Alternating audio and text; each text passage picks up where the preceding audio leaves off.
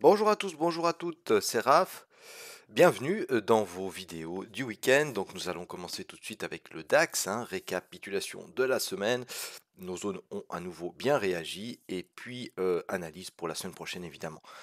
J'espère que vous passez un excellent week-end. Donc nous sommes le samedi 11 décembre 2021, on arrive gentiment à la fin de l'année. Et puis voilà, on a eu des belles choses à faire cette semaine sur le DAX notamment, donc on va regarder ça tout de suite ensemble. Juste avant de commencer, n'hésitez pas évidemment à vous abonner à ma chaîne, à me mettre un petit pouce bleu, ça m'encourage toujours, et puis pourquoi pas à partager mes analyses. Voilà, alors le DAX, on a ouvert ici avec ce petit gap haussier, d'accord. Alors évidemment, ça c'est la nuit de dimanche à lundi, hein. On fait une petite hausse, et puis voilà, on vient fermer ici en pré-market, donc ce petit gap qu'on avait fait à l'open. Et finalement, voilà, on part largement à la hausse, hein. Au micron, finalement, c'est pas si grave, etc., etc. Donc voilà, on a eu des bonnes nouvelles, on est parti largement à la hausse. Je voulais attirer votre attention aussi sur une petite chose quand même, hein. On avait parlé de cette divergence haussière ici.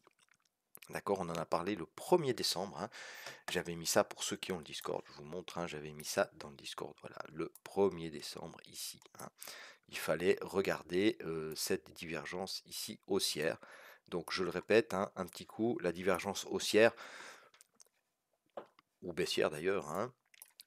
On avait le bruit qui était là, d'accord. On a cassé le bruit sur cette bougie. Alors évidemment, cette bougie, c'est la bougie d'ouverture, d'accord, pendant la nuit, hein, à minuit. Alors si vous êtes devant à ce moment-là, bah, c'est idéal de rentrer là avec un stop, soit sous les plus bas ici, soit sous notre zone 3, hein.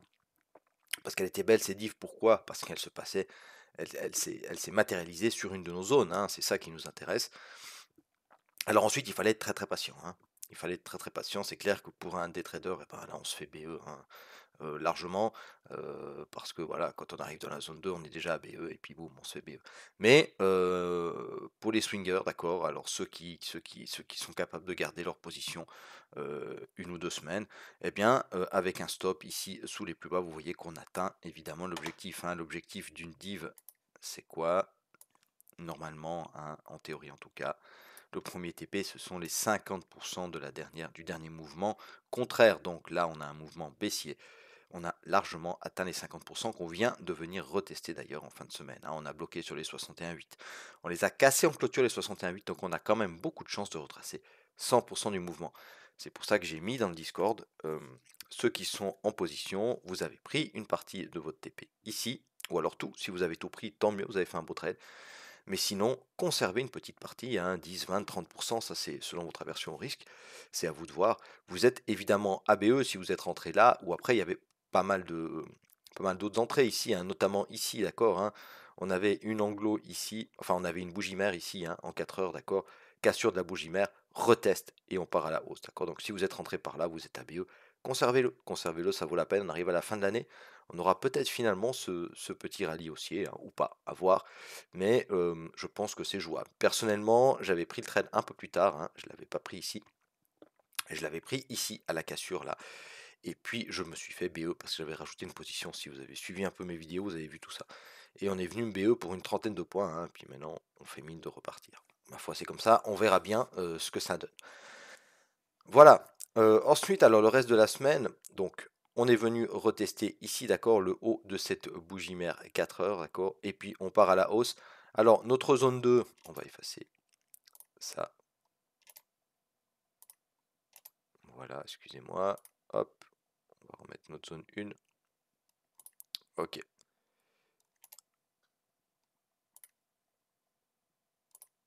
Alors, notre zone 2, elle réagit un tout petit peu, hein, d'accord, on a un petit peu de peine à passer ces derniers hauts ici. Et puis alors là, il y avait moyen de prendre une perte, hein, parce que bon, il y a pas, en même temps en 4 heures, il n'y a pas tellement de signal, hein. En 1 heure, par contre, il y a un ou deux petits signaux. Donc si on prend ici un trade pour repartir à la baisse et venir rechercher notre zone 3 une dernière fois, bah, il y a moyen de prendre une perte, hein, si on a un stop par là. Mais ensuite, voilà, on vient directement chercher la zone 1. Et la zone 1, regardez, elle réagit super bien, hein. Il y avait un joli potentiel ici quand même. D'accord, donc potentiel total de 280 points à peu près. Évidemment que là-dessus, si on prend une cinquantaine, voire une centaine de points, c'est génial, hein. On a fait un très très beau trade. Voilà, et puis maintenant, bah, que dire? Maintenant, on rebondit alors sur la moyenne 50 ici. Vous avez vu qu'on a rebondi également sur les 50 du Fibo de la dernière baisse. Donc c'est un bon point. On verra la semaine prochaine ce que ça nous dit, hein. Mais notre zone 1, on va la conserver, hein. On va la nommer autrement parce que je vais aller chercher une zone 1 un peu plus haut. On va en faire notre zone 2, mais voilà, on a la résistance 1 annuelle. C'est une belle zone, hein, qui a réagi, d'accord? Et ça, c'est une réaction tout à fait normale, hein. Évidemment, ici, on a une grosse zone de résistance, d'accord? Même un peu plus haut, là, sur la R1M, hein. On pourrait très bien venir chercher la R1M et repartir à la baisse. Donc on verra tout ça. On n'a pas comblé ce petit gap, hein. Vous voyez, sur Futur ici, on a un petit gap qui n'a pas été comblé. Donc on va très certainement venir le combler. Voilà. On va passer directement, allez, en hebdo.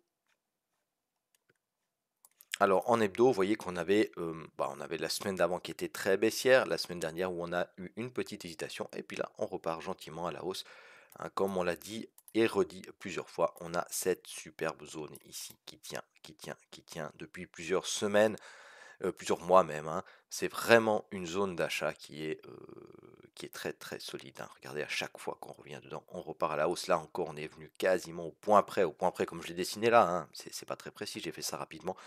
Mais vous voyez, elle fonctionne, hein, elle fonctionne très très bien. Ensuite, en journalier, hop. Donc en journalier, hop, lundi, il est là.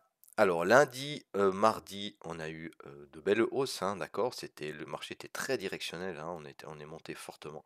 Et puis ensuite, on retrace tout gentiment en arrivant au contact ici, hein, des plus hauts là.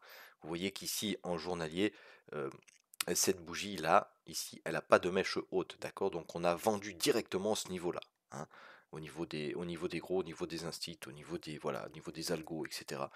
Donc on n'a même pas hésité, on a vendu directement. Donc ça, c'est des niveaux toujours qui sont difficiles à repasser dans l'autre sens, hein, d'accord? Il faut une force haussière pour repasser ce genre de niveau. Pourquoi pas? Moi, j'avais un petit setup, hein, je l'avais partagé. Excusez-moi, je l'avais partagé avec vous en vidéo et puis sur le Discord, j'avais dit j'aimerais bien qu'on vienne retester ici ce pivot mensuel. Parce que, alors, on en a parlé dans la vidéo la dernière fois, j'ai oublié de le dire tout à l'heure, hein, on n'était pas encore venu sur le DAX, quand j'ai fait mes vidéos le week-end dernier, chercher le pivot mensuel. Ok, ça c'est un setup qui fonctionne très très souvent, et on est venu, voilà, ça c'est fait, on a tapé le pivot mensuel. Ok, la hausse était violente, on va retracer un peu, ça c'est clair. Alors, est-ce qu'on s'arrêtera ici? Peut-être, et qu'on repartira à la hausse. Moi, un setup idéal, franchement, si on se remet en 4 heures, ce serait vraiment de venir ici, retaper notre zone 2. Hein. D'accord? Notre ancienne zone 2 qui était résistance et qui pourrait faire support, d'accord? Regardez, si on dézoome, elle avait déjà fait support, elle avait fait résistance ici, elle refait support là, elle a fait résistance ici. Pourquoi pas de nouveau support ici? On a le pivot mensuel, on a ces précédents hauts qu'on a cassés, d'accord? Qu'on aime venir retester. Donc cette zone-là, surveillez-la, hein, surveillez-la dans les jours à venir, dans les semaines, pourquoi pas à venir. Les 15 500, entre 15 400 et 15 500 à surveiller. Voilà, donc maintenant, on va hop, effacer cette divergence, d'accord, puisqu'elle est consommée au niveau du premier TP en tout cas. Et puis, on va décider de nos nouvelles zones. Alors, comme je vous ai dit, la zone 1, on va aller chercher une zone un peu plus haute. Ok, et on va même mettre une zone intermédiaire, vous verrez pourquoi. Donc, la zone 1, moi, je la mets ici. Ok, on va aller chercher les plus hauts, d'accord. On a repris un flux haussier en 4 heures, clairement, hein. On a cassé ses précédents hauts ici. Là, on est en train peut-être de faire un plus bas, plus haut, mais on en a déjà fait un ici, d'accord, par rapport à ça. Donc la loi de dos, elle s'est clairement inversée. Donc on va voir ce que ça donne la semaine prochaine. Donc zone 1, les plus hauts historiques, d'accord, les 16 300 à peu près. Voilà, on la remet là. Notre zone 2, comme je vous ai dit, hein, moi je vais conserver cette zone-là parce que c'est une zone, moi, qui m'intéresse.